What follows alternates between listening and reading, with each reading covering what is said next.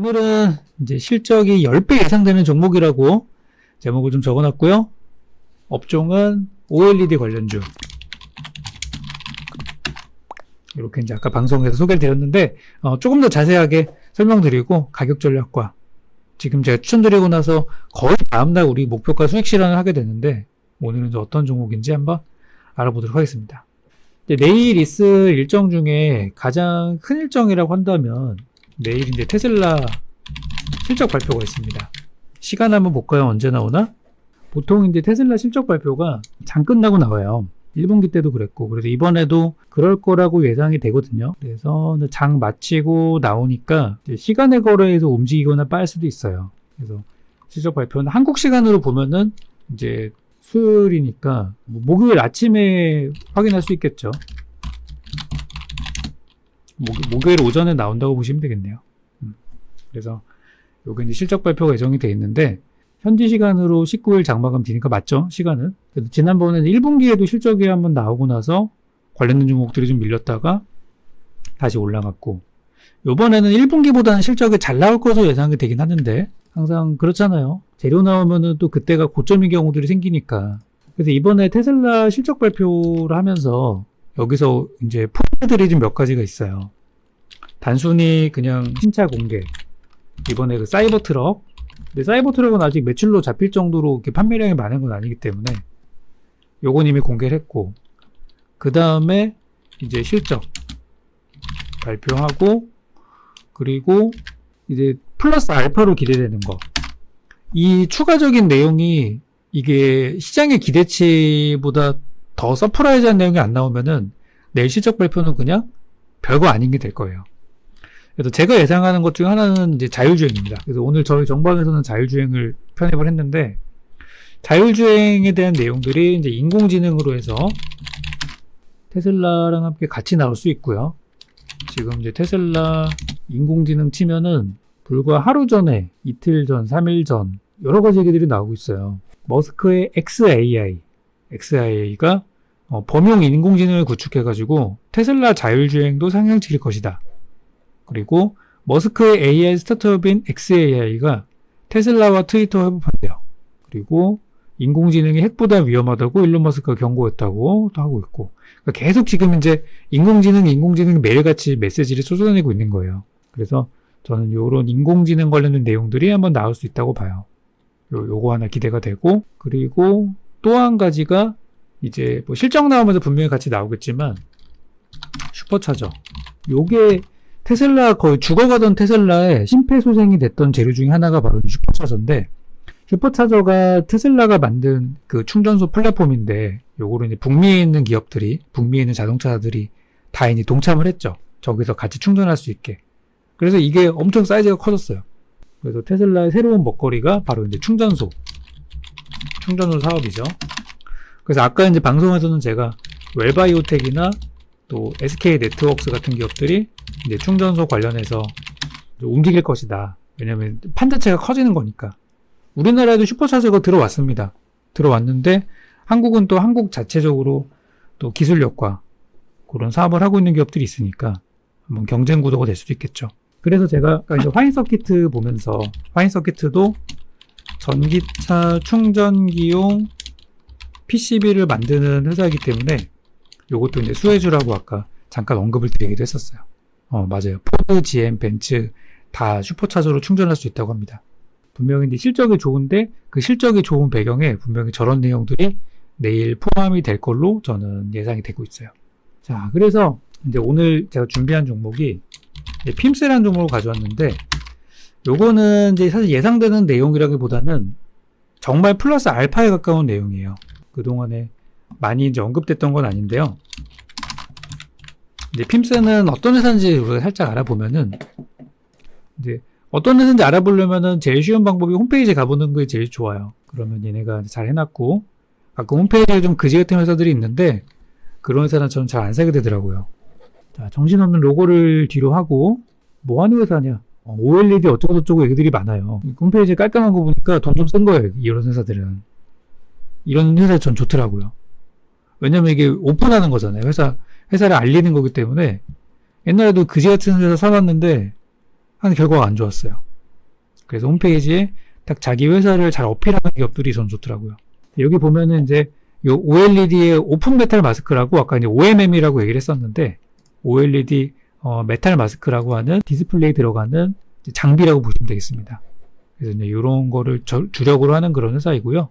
제품을 보게 되면은 OLED 패널의 발광 영역 전체에 어쩌고저쩌고 이거 어려워요 진짜. 이런 거 아실 필요는 없습니다. 그냥 디스플레이 관련주구나. 그리고 이제 파인 메탈 마스크 제작에 필요한 기존에 어쩌고저쩌고 일체화해가지고 제작한 마스크로 어쩌고저쩌고. 그러니까 우리가 보는 화면 디스플레이 뒷면에 이런 게 다 들어있는 거예요. 이런 장비들이. 그래서 S 마스크, 기존의 OMM 마스크를 업그레이드해서 어쩌고저쩌고 해서 특허를 내가지고 이거는 이제 못 따라한대요. 독점이다. OLED 봉지 공정을 어쩌고저쩌고 해서 밀봉하는 공정이다. 뭐 그런 거라고 하는데 디스플레이 쪽에 이제 집중되어 있는 그런 회사입니다. 한때 이제 소부장이라는 말을 많이 썼었죠. 코로나 그때 해가지고 소부장 기업, 소재 부품 장비 기업. 조금 부족한 내용들은 요걸 한번 봅시다. 요건 이제 리포트가 나온 거예요. 얼마 전에 나온 리포트인데 핌스에 한양증권에서 나온 리포트인데요. 광고 너무 많다. 뭐라고 이제 분석을 했냐면은 한양증권은 12일 핌스에 대해서 오픈메탈 마스크 국내 1위 기업으로 올해 경험해보지 못한 최대 실적을 기록할 것으로 분석했다고 합니다. 테슬라 관련은 나옵니다. 네, 조용히 보시면 돼요. 그래서 핌스는 OLED 디스플레이 공정 중 증창 및 봉중 중 사용되는 OMM 제조 기업으로 국내 시장 점유율 1위를 차지하고 있대요. 괜찮은 내용이죠? 그래서 매출은 99% 메탈 마스크 구성이 되어 있고 지난해 실적은 별로 안 좋았어요. 그래서 지난해 실적이 너무 안 좋았기 때문에 올해는 이제 기저효과라 그러죠. 작년보다는 확실히 좋은 실적이 예상이 됩니다. 그래서 매출액은 계속해서 늘어나고는 있는데 이제 신공장 그리고 신규 채용 여기 신공장이 나오죠. 여기 어딥니까? 여기 주식회사 핌스 기공식 스케치 영상 2021년도 재작년이죠. 재작년에 공장 새롭게 확장을 해가지고 신공장 착공. 그래서 이제 사이즈를 좀 늘렸어요. 한번 볼까요? 그래도 그래서 그것 때문에 이제 좀 실적이 안 좋게 나왔었는데 신규 투자죠, 뭐 신규 투자. 그래서 동사의 최근에 본격적인 외형 성장은 올해부터라고 하고요. 최근에 삼성 디스플레이 8.6세대 IT용 OLED 투자 및 전자기기, 어플리케이션의 OLED 전환 등 전방 산업의 구조적인 변화에 따른 중장기적 성장이 기대된다고 합니다. 그래서 핌스의 메탈 마스크는 현재는 BOE, 중국의 1위 디스플레이 기업인 BOE와 다양한 중화권 기업에 납품을 하고 있고 국내에서는 삼성 디스플레이 쪽으로 가장 매출이 나고 있습니다. 그래서 고객사가 편중되어 있지는 않고 국내의 여러 글로벌 제작사한테 납품한다는 것은 기술이 뛰어나다는 걸 의미한다라고 얘기를 하는데 지금 이제 OLED 자체가 많이 사용되고 있잖아요. 지금 애플에서도 2024년도면 내년이죠. 내년에 아이패드에 OLED 장착된 아이패드가 내년에 나온대요. 그리고 2027년도까지 대부분의 어플리케이션 디스플레이, 그러니까 맥북, 아이패드, 또 아이폰, 또 기타 뭐 스마트워치 다 OLED가 들어간답니다. 이제는 전환기예요. 지금 이걸 못하는 이유는 비용 때문에 그래요. 근데 가면 갈수록 고성능의 비용이 싸진 OLED가 나올 테니까 전환 가능한 거죠. 자, 근데 여기서 끝이 아니에요. 지금 IT용 뿐만 아니라 자율주행 등 전장용 OLED 적용이 가시화되고 있다고 합니다. 이게 제가 보는 포인트예요. 핌스는 OLED 메탈 마스크 전문 기업으로 향후 OLED의 성장성과 확장성에 큰 수혜를 받을 것으로 예상된다고 해요. 그래서 우리가 알고 있는 뭐 스마트폰이나 아이패드나 이런 거 다 알아요. 다 아시는 내용이고 모니터에는 이미 OLED 들어가죠. TV에도 이미 들어갑니다. 이거는 이미 다 알려진 내용이에요. 그래서 제가 포인트를 잡는 건 이거예요. 차량 전장용 OLED인데 여기 보시면은 OLED라는 산업 자체가 지금 굉장히 커지고 있는 상황이고 요거 한번 보겠습니다. 요게 이제 테슬라에서 나온 이제 프라이빗 뷰 디스플레이라는 건데 이게 어제 나온 기사에서 나온 거예요. 그래서 테슬라가 또 다른 혁신을 시도한다. 이번에는 차량용 디스플레이다라고 합니다. 그래서 운전석과 조수석 전면을 가득 채우면서 운전자와 동승자가 서로 다른 화면을 볼 수 있는 디스플레이 개발을 추진하고 있대요. 와, 이게 뭐야 이게? 그래서 업계에서는 이미 이름도 있어요. 이미 업계에서는 일명 프라이빗 뷰 또는 스위처블 프라이버시 디스플레이라고 이렇게 하는 건데 테슬라는 OLED 기반으로 이 같은 기능을 구현하기 위해서 삼성과 LG 등 글로벌 디스플레이 업체와 개발 협력을 타진하고 있다고 합니다.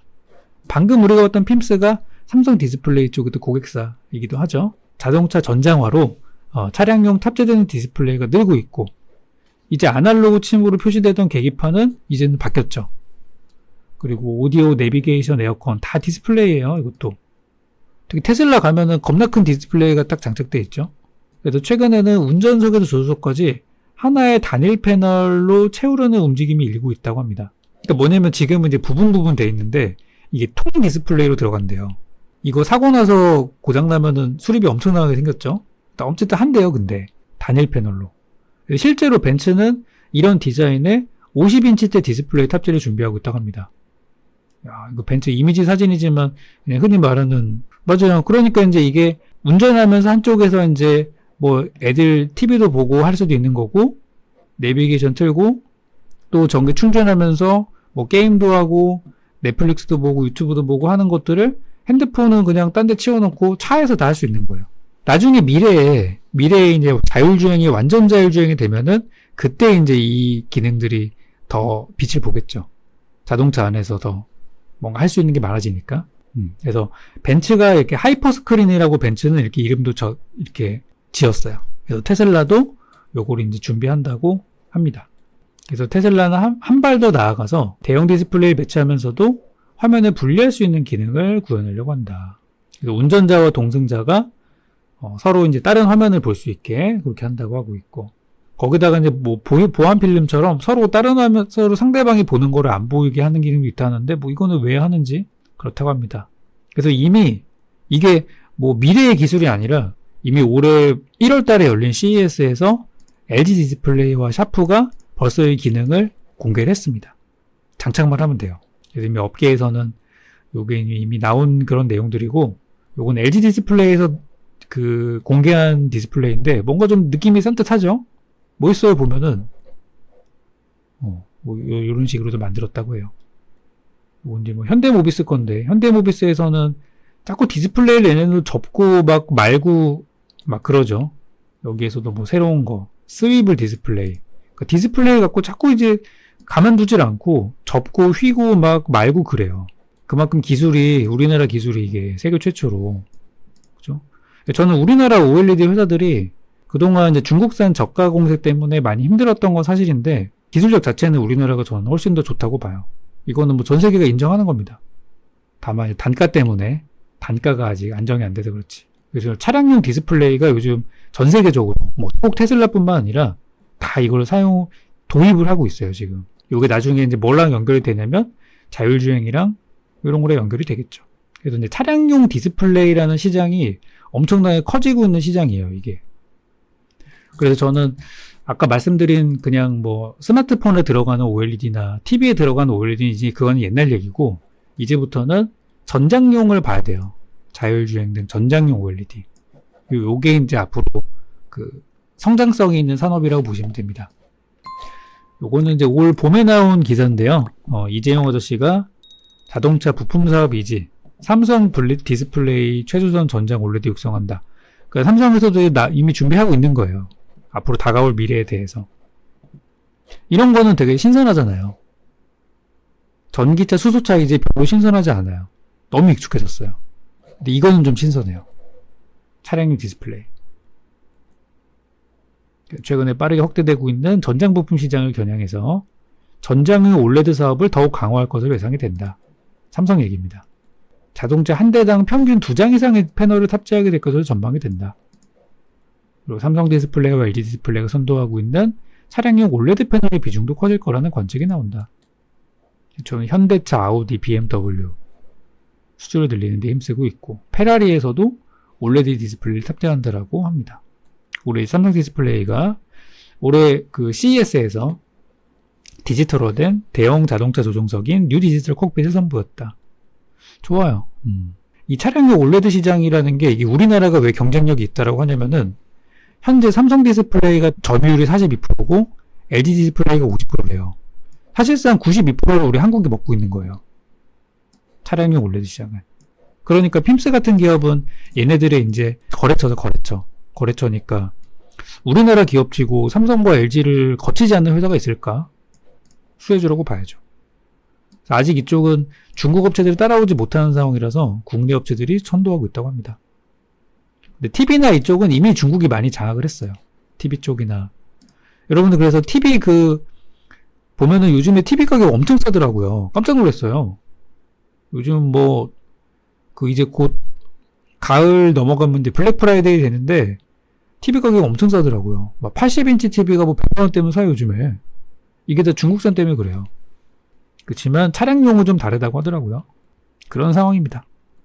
그래서 차량용 올레드 출하량은 올해는 1천만 대, 25년대는 2천만 대, 29년대는 6천만 대를 넘어설 것으로 예상이 된다. 괜찮아 보이죠? 그리고 차량용 올레드의 평균 단가는 스마트폰이랑 비교해서 70%가량 비싼 것으로 알려져 있다. 그래서 보자는 거예요. 그래서 종목에 대한 설명은 이 정도가 되겠고, 재무 상태를 좀 보면은 지금 아까 리포트에서 실적 되게 좋다고 나왔잖아요. 그래서 보니까 실제로도 여기 전망치입니다. 이건 예상치이기 때문에 이렇게 안 될 수도 있어요. 근데 현재 예상치는 어떻게 나오고 있냐면은 숫자가 좀 작은데 실적이 잘 나오다 21년도에 좀 잘 나왔죠.